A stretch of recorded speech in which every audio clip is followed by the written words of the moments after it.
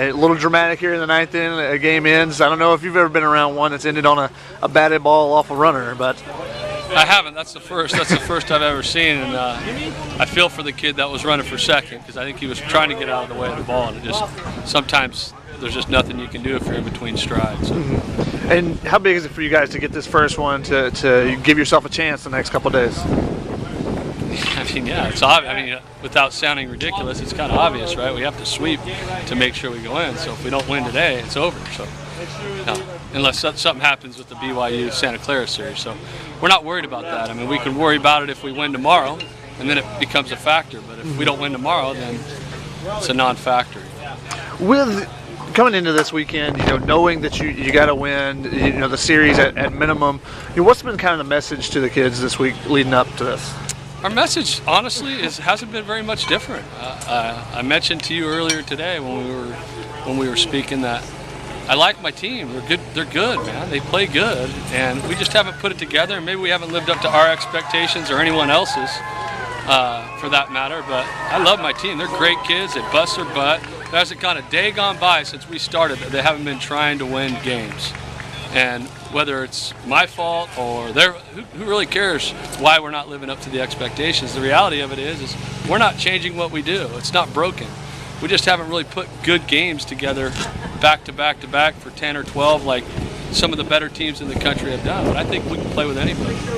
And today, Colin Wellman does walk 5 people, out of character for him, yeah. But able to battle through into the 7th inning there for you. Yeah, he did a great job. I mean, when Colin Wellman, like that's like an average outing for him because he walked 5 and gave up 1. I mean, he's remarkable. I mean, when he has a bad outing, he gives up 4 and goes 7. And then when he has a good outing, it's a shutout. He has to throw a shutout to be considered a good outing. So he did what he does. He kept us in the game. He did awesome. And what do you think about him being kind of fired up on the mound when Coach Rickleball comes out there to get him, walks away a little bit? You can tell the emotion. He's usually a calm guy on the mound, but showing some emotion there. I think that he thought that some of the pitches he threw in that game that were balled were strikes, and he got a little bit caught up in the competitive spirit of the game. And so I think that's what he was upset about more than getting pulled out of the game. I think he trusts our bullpen, and he knew that he was at the end of his rope there. But I think he was a little frustrated with some of the calls that were happening. I think he handled it well, all things considered. I've never seen him show that kind of emotion. Honestly, I've never seen him show that in a game. So I know that he probably thought they were strikes, and the umpire didn't. That's how it works. And your top of your lineup, I mean, Millen and Fletcher, we've talked about it over and over, have been solid for you. Another solid day for him today.